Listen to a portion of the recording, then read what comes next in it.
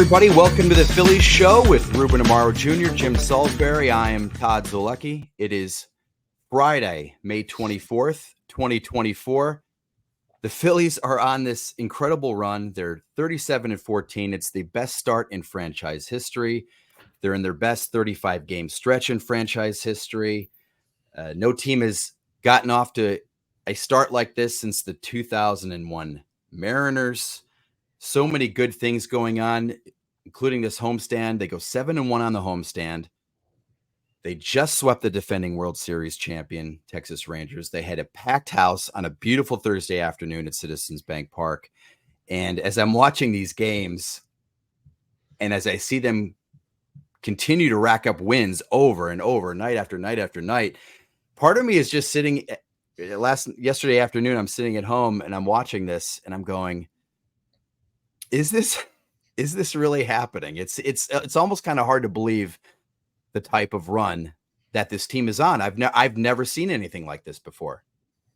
It is complete insanity, Zoe. I mean, it's insane. I was there at broadcasting these games, and I actually don't typically do, the home games. That's Crucky's job. But I got these last 6 games, and these guys are insane right now. They cannot lose.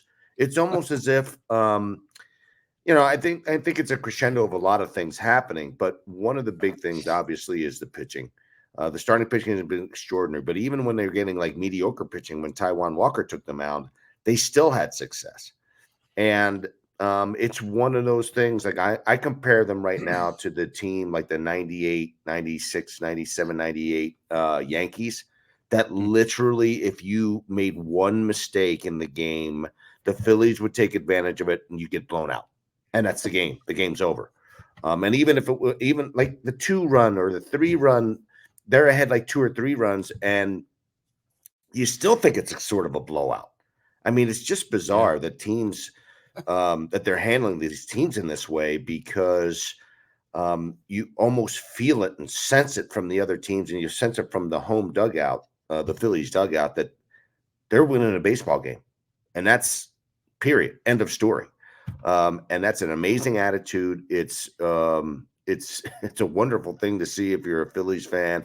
I'm loving it because there's so many elements of the game that I believe in, that they're doing really, really well, that makes me feel like, hey, man, this is really baseball. Their starting pitching is excellent. They are throwing strikes at an alarming rate. They are not walking people. Their situational hitting has been off the charts. And I mean, they're doing everything they're supposed to do to win baseball games, and they're doing it fundamentally better than everybody else and physically better than everybody else. Jim? Yeah, what a homestand. I mean, you go 7-1.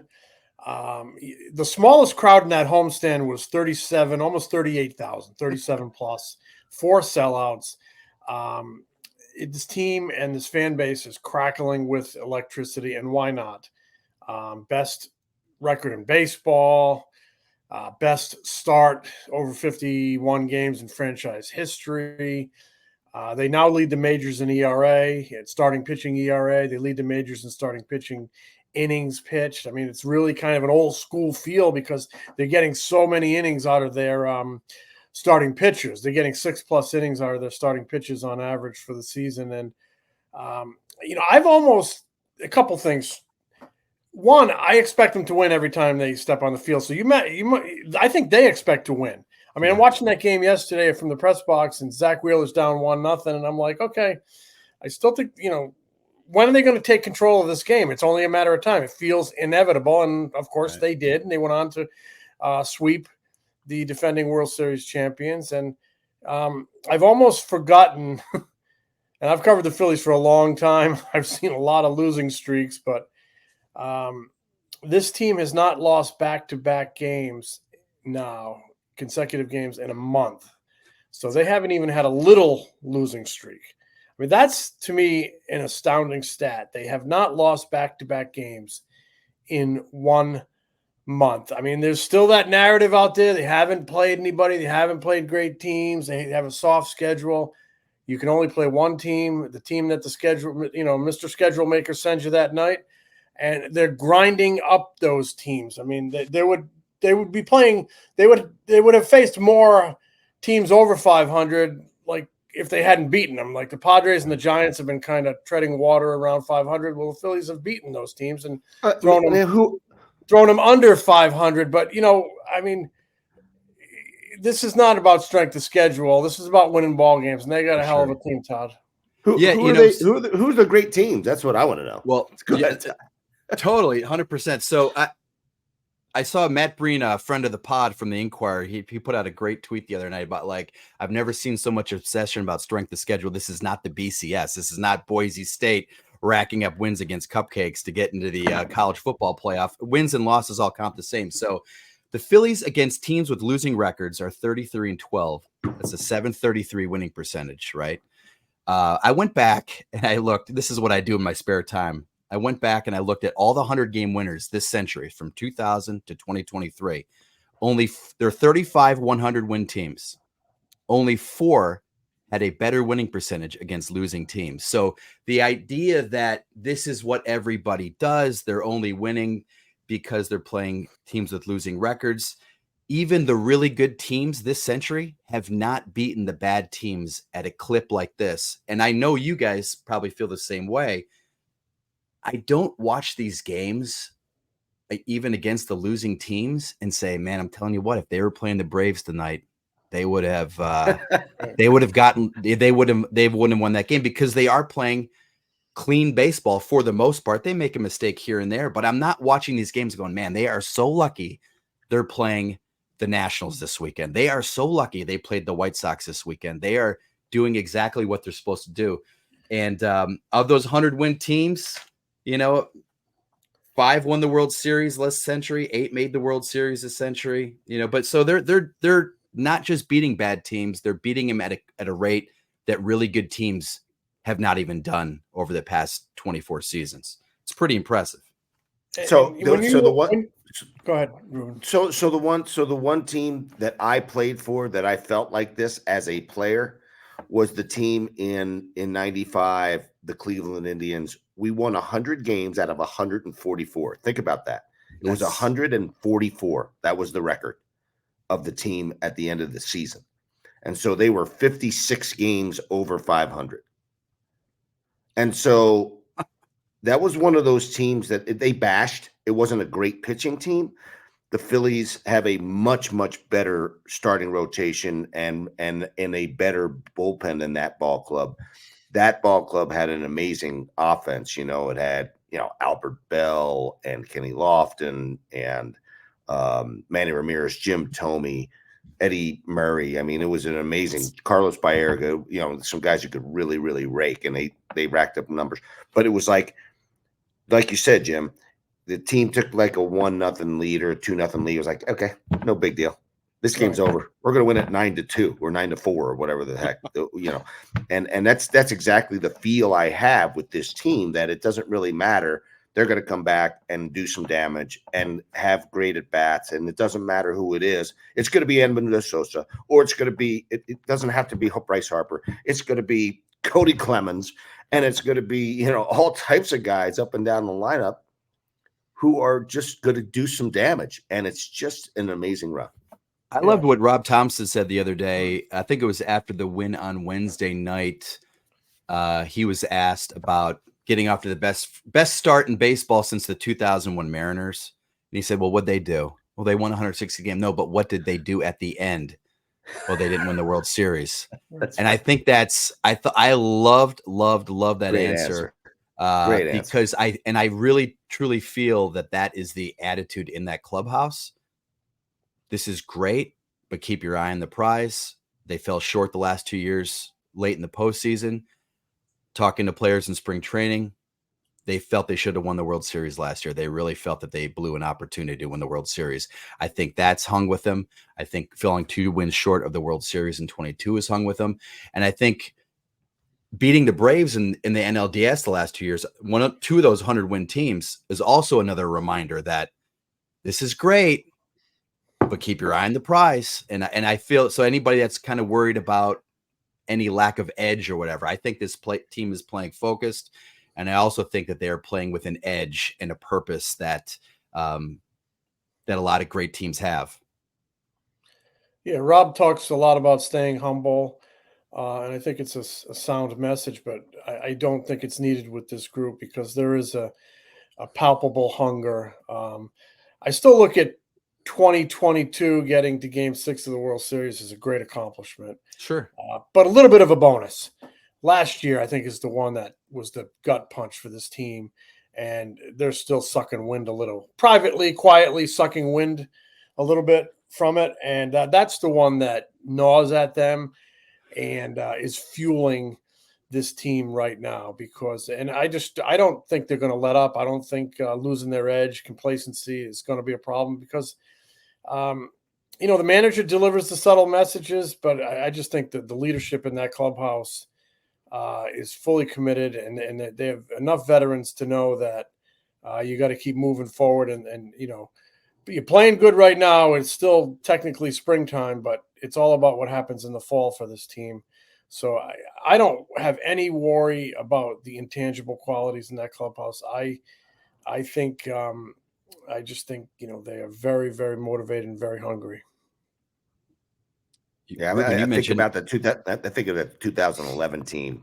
After we lost in 2011, I think that next year, that's one of the reasons why I went out and got Papelbon and decided to add on because I felt like I know that this team knows that they lost an opportunity. And a little bit like 2007 to 2008, they were grinding at the bit to try to get back to it. And then the guys sort of fell apart. I mean, everybody sort of got hurt and then it kind of blew up on us. But in 2012, and then we sort of had to reverse gears. But you're right about that. There is a hunger in there and there is a drive in there to, that the prize is one thing. And I do believe that these guys believe that it's World Series champion or bust. I think that's the attitude, and that's okay. There's nothing wrong with that. One thing they did well in 2022 and 2023 is play over injuries, and they lost Harper for a time in both seasons. They lost Hoskins. They lost Wheeler a little bit down the stretch in 2022, and lo and behold, they're doing it again. I know it's not like a long injury for Trea Turner, but he's been out. I think he's going to get back here soon. He's ramping up his workouts, going to do another one today in Denver. But the way they've covered that loss, I mean, they're 15-3 without him. That's crazy. And listen, that's an MVP caliber player. I mean, I picked him to be an MVP this year, and if you start thinking of the numbers from when he started, when they got the applause from the time that happened to now. I mean, you look at his numbers, they're MVP type numbers. I mean, they're ridiculous. Totally. I think we need to show a little accountability here on the Todd pod because when Trea Turner went down, I think all three of us to a man said, yeah, they'll probably slide Stott over and give Whit Merrifield some time at second base. That'll be their best lineup. Maybe, a little bit with Edmundo Sosa against a lefty at shortstop. Well, Edmundo Sosa must have heard those remarks and said, "Screw you guys." He has been flat out awesome since Trea Turner went out. He's hitting 342, six extra base hits, 9 RBIs, and a 1034 OPS. Also playing excellent defense. Ruben, that catch he made backpedaling yesterday, going back into the outfield. That was cool. I mean, little plays like that. That ball drops in. All of a sudden, that dugout on the other side becomes alive. There's another runner on base. Wheeler, you never know. A play like that. It could have been a 2-0 start instead of a 1-0 start. Could have been a 2-0 start instead of a 1-0 start. A play like that can be a game shaper. And he's done a great job. So hats off to Edmundo Sosa. He much like I think the Arizona loss last year, maybe is resonating or staying with that team and motivating that clubhouse. I guess he just says, I'm going to show those guys on the Todd pod. Who knew he was a listener? But yeah, I love him too. I love him as a player and I love him as a person. He is a great young man. Playing with a lot of energy, man. It's easy to play with energy. When you're winning and you're playing well, it's easy to play with energy, but energy is such a difference-making intangible, really, in anything you do, and it's just he is just radiating it, and it's fun to watch him play. Well, you And think I have back to give. to Go ahead, Todd. I'm sorry. no. Go. I was going to say, you think back to when they got him a couple years ago at the trade deadline. It was, I don't want to say it was an under the radar move, but people are kind of going, all right, where's the real move coming in? Because he was struggling with the Cardinals. And listen, if you're in Philly, you don't know much about Edmundo Sosa. You just you go to Baseball Reference page, you go, this guy's hitting 200. We gave up Jojo Romero. The guy throws 96. He's a left-handed reliever. He smashes Red Bull cans on his head, and we're getting a middle infielder that can't hit, over 200. And think about how valuable he's been over the past couple of years, the energy, the defense, and think about just what he's done over these past, 14 games in Trea Turner's place, or, 15, 18 games in Trea Turner's place. And this is the beauty of what Rob Thompson also brings to the table, because he gave this guy opportunities. He loved on this guy. He outwardly said, I really like this guy. He liked his actions. He liked his energy. He wanted him on the field. He put him in situations to have success. And I think the kid says, thank you. Thank you for giving me that love. Thank you for believing in me. You're giving me opportunities to play, even with a team that's sort of stacked, and I'm producing for you. I mean, this is really, really good stuff, man. This is like come full circle type stuff that really makes a difference. And I think it gives you the brilliance of what Rob Thompson's about. We talked about, the comments that he made about that winning, that Seattle team, and, what they did at the end. And I think the team has taken on the personality of this manager as well as anyone. And they're just going about it and grinding it and doing it in a confident but not cocky way, and they're enjoying themselves in a professional way. It's a beautiful thing. Yeah, they're very steady, like their manager's personality. Just very steady, and that's something I think that's required in baseball, because it's every day. It's not a bang your head against the locker sport and go out and take somebody's head off. It's there's a languid steadiness to it. And I'm not suggesting that it doesn't have intensity and passion, and I'm not suggesting any of that. It's a hard-hitting sport, but in a different way. I think it's fun about this run is that from a baseball writer's perspective, is all the history that's being brought up. Best 35 game stretch since the 1892 Phillies. Ranger Suárez is off to the best start of any Phillies starting pitcher since Grover Cleveland Alexander. I think that stuff is a lot of fun too, and I think that stuff gets fans excited. Best 35 game stretch since 1892. Ed Delahanty, Sam Thompson, and Billy Hamilton were on that team. Can you guys give me any fun facts about any of those three Hall of Fame outfielders? Let's see what jumps out at you. Billy Hamilton, his nickname was Sliding Billy, right? Because he apparently was a fantastic slider. Like Trea Turner. And wasn't Ed Delahanty the guy that went over to Niagara Falls? Yes, that's what I was correct. hoping you would say. And who's the other guy? That's correct. Sam Thompson. I got nothing. I'm not familiar with Sam Thompson. They're all in the Hall of Fame, but Ed Delahanty, I think, is such an 1800s, late 1800s, early 1900s story. He died mysteriously falling into Niagara Falls, coming off a train. But was that on a team trip? No, that wouldn't. That was not on a team trip. That was an off-season trip. But the mystery remains. That's crazy. That is crazy. This weekend, the Phillies open a 3-game series against the Rockies. Christopher Sanchez Friday night against lefty Ty Block. He's 1-2 with a 5.14 ERA. Saturday's Aaron Nola versus Dakota Hudson. He's 1-7 with a 5.89 ERA. Sunday, Ranger Suárez, aka Grover Cleveland Alexander versus Cal Quantrill, 3-3 with a 3.59 ERA. 6-game road trip, West Coast road trip. They can always be a little hairy, but this team seems to be pretty well equipped to handle anything anything thrown its way. Yeah, I think so. It's obvious that the Colorado Rockies are one of the worst teams in the National League. Yeah. They're coming off a super tough loss. They just lost a tough one. They were up like 4-0 a couple of times late in the game and in extra innings this last game, and their bullpen has just really struggled. They just don't throw enough strikes. But you can't take any of these teams lightly. You're going into thin air here up in at Coors Field.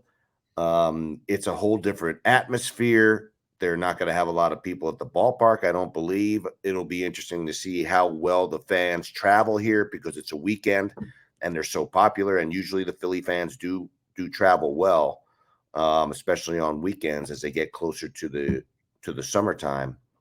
But it's not going to be easy to win. I mean, San Francisco is playing a little bit better. They're a better team. They're a little hotter. They've won some late games, and they're starting to get some mojo there. It's never easy to play on the West Coast. They had a really good West Coast run the first time through, and they've done well there. And you're right. I think they're well equipped to handle things, but they got to keep grinding, keep playing, and show the rest of the world what they're all about. And Coors Field can be, pardon me, a real test of your pitching because not only the way the ball flies, but just from talking to pitchers over the years, everything feels a little different, often feels a little different coming out of the hand. Sometimes you'll talk to a reliever and he'll say, I really had trouble spinning it, or sometimes you have to torque things a little different to get the spin you're looking for. And that can throw you out of whack a little bit. And sometimes you can feel the effects of it in the next series. I've talked to relievers over the years and say, I'm always a little more sore coming out of Denver, just because you have to, you have to manipulate pitches just a little bit different to get them to get the action you're looking for. Have you ever encountered that, Ruben, or talked about that with guys? Well, I felt like that when I was playing in the outfield there. Not only are you sort of sucking wind, you're literally sucking wind. You feel a lot more winded there. You're just not getting as much oxygen. And I think that everything is a little bit more of an effort for you physically. Whatever you do, whether you're swinging the bat or running the bases or making a pitch and grinding it out, as you said, the one thing that is really apparent here in Coors Field is that there's such a vast amount of square footage to cover in the outfield that the fact that they have a much better outfield just defensively, I think that's huge. The fact that they have guys like, Johan Rojas, they have Martian left, and they have Pache. I mean, those are important pieces to have because you basically need two center fielders out there to cover center and left. And that's a big deal. If I was a GM here, I would absolutely have two outfielders that I know could be center field type range guys to cover enough outfield to be able to handle things because there's so much space. It's not necessarily about the homers. Right. It's about the rest of it. There's the gaps and the space. There's just so much square footage. It's crazy. Well, Philly's got that. They got Rojas and Marsh, and maybe they throw Pache out there. I still would love to see that. I love seeing that idea of those three guys out there at the same time running balls down. That would be fun for a game. Ruben, we had a reader question. I want to go based off of something that you said earlier this week on the broadcast. I want to ask you about this. So Ranger Suárez pitches Tuesday. Our good friend John Gonzalez, former Inquirer, former NBC Sports Philly, says, I was watching the game on Tuesday night, and Ranger Suárez leaves the game, and Ruben says, quote, I would rub my whole body on him just to try to get the luck he's got going right now. I was just wondering if Ruben could expand on that. Thanks. So, let's help our friend out, Gonzo. So, that we are, as baseball players, are the most superstitious people on the planet, right? You put your uniform on the same way, you use the same bat, the same batting gloves, whatever the case may be. You saw Bryce Harper take off his batting gloves after having three really terrible at bats, and then he goes walk, home run. You change things up when things aren't going right. Well, if a guy is hot and playing really well, you want a little juju from that guy, so you get a little body rub on him. You touch him a little bit. Give me some of that juju, man. I need to get some luck, and so that was the premise behind and the idea behind that. I think people took it a little differently, but hey, but I'll tell you what, if I was his teammate right now, I would be up on him and I would be trying to get some hits. I say that's a beautiful visual of you. Yeah, well, no, it's not. But I mean, luxuriating in his good luck. But it is so true, Luxuriating. Ruben, because you see guys, grab other guys' bats and Never forget this story. all sorts of stuff. Never forget this story. Joe Millette is a shortstop for the Phillies years ago, and I came up with him for a minute. I think it was 95 or 97. Who knows when it was? Maybe it was 93. I don't know when Joe Millette came to the big leagues, but he had just come to the big leagues, and bats were out. We were on the road. I think we were in Pittsburgh or St. Louis or something, and he picks up Lenny Dykstra's bat, and he's like, "Wow, man, this is a great bat." The big leaguers got the real good wood. You looked at the grains, and it was a great, and so he's looking at the bat and holding the bat, and Lenny Dykstra comes out of the dugout. "Don't you ever effing touch that bat again. You're the worst hitter I've ever seen. Don't ever put that juju on my bat. I mean, get that lug off." He's like, he dropped the bat. He was panicking. It's so funny, man. So great. The dude was special. You talk about a guy who was superstitious. If he didn't get a hit in his first at bat, the dude would come back into the clubhouse and literally strip down to nothing and throw everything out. His whole uniform. I'm talking about underwear, belt, the whole gig, and would go right into the freaking trash. And Frank Koppenbarger would he would sneakily pull it all out. Sure. When he thought it was all gone, he'd get all new stuff, new shit, right? But no, Frank would retrieve most of it. But I mean, that's kind of how it went, man. It's a superstitious game, and a lot of guys live a lot by some of those superstitions, and that's why I was rubbing up on Ranger if I was gonna if I needed some success. So this weekend, Memorial Day weekend, don't forget to check out the Phillies Nation TV show, which debuts on Saturday, an hour before first pitch on NBC Sports Philadelphia. Greg Murphy, Sam Stafford, and we will be making weekly appearances on that, the Phillies show. So check that out again, an hour before first pitch on Saturday, NBC Sports Philadelphia. Memorial Day weekend, always a fun weekend. And I know my friend Jim Salisbury, as well as anybody, I know you've got something going on the grill, right? You got to have something planned this weekend. Gotta be a burger. He loves Jimmy will come back after a long weekend like this and go, I just made these sausage stuffed jalapenos, and he'll give me the blow by blow. Jimmy will give the blow by blow, and then I sprinkle a little of this on, and I do it. What do you got going on, Jim? I know you've got something going on the grill. I'll be doing the stuffed jalapenos later, maybe in September, because I do the homegrown jalapenos, and they're in the garden. I got jalapenos, I got cayenne, I got my favorite poblano, and I have bell peppers in the garden. And don't be afraid to help a brother out. What's that? Don't be afraid to help a brother out. Send some of them. Oh yeah, well they're just starting. Come on, bro. Oh yeah, I love poblanos, man. They're so good stuffed. I just love poblanos and stuffed jalapenos on the grill. You stuff them with some cheese and some kind of brown the sausage and jam it all in there and wrap it in bacon, toothpick, put it on the grill till it gets all blistery. Oh man, that's good. But I'm kind of, for Memorial Day weekend, I might do a Monterey chicken sandwich on the grill. So Monterey chicken. Yeah, I'll go get a nice. I'll go up to see my buddy Rich Hill at Colonial Village Meat Market in Westchester. Ding, ding, ding. And that is not a paid sponsorship. Oh, sorry. No. I'm joking. I'm just. That's not. You really like this guy. I'll get some. It's a possibility.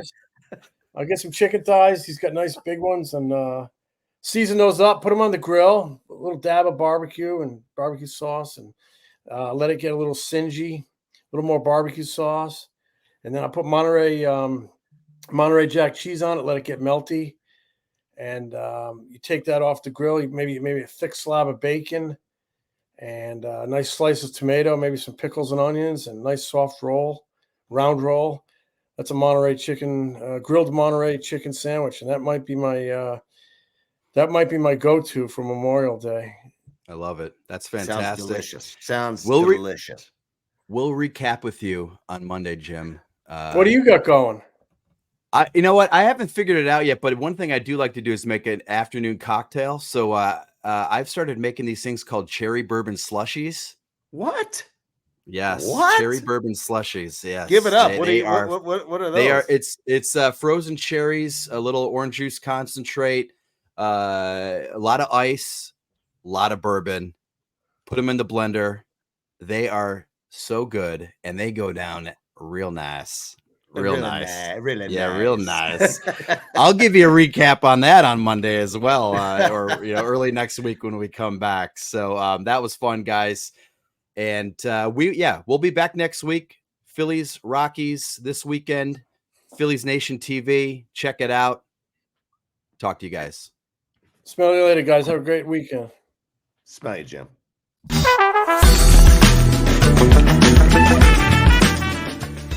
This is The Phillies Show. If you haven't already, please subscribe to The Phillies Show wherever you get your podcasts. You can also watch us on our YouTube channel. If you like what we do, give us a review. Tell a friend. Catch Ruben, Jim, and me on Phillies Nation TV, presented by Valley Forge Tourism. New episodes air an hour before every Saturday Phillies game on NBC Sports Philadelphia. Replays air throughout the week and on PhilliesNation.com. Get more of Ruben's analysis during, before, and after Phillies games on NBC Sports Philadelphia, on the Sports Radio 94 WIP Morning Show, and MLB Network. Read Jim at the All City Network at allphly.com. Find more of me at MLB.com, the Phillies Beat newsletter, and occasionally on MLB Network.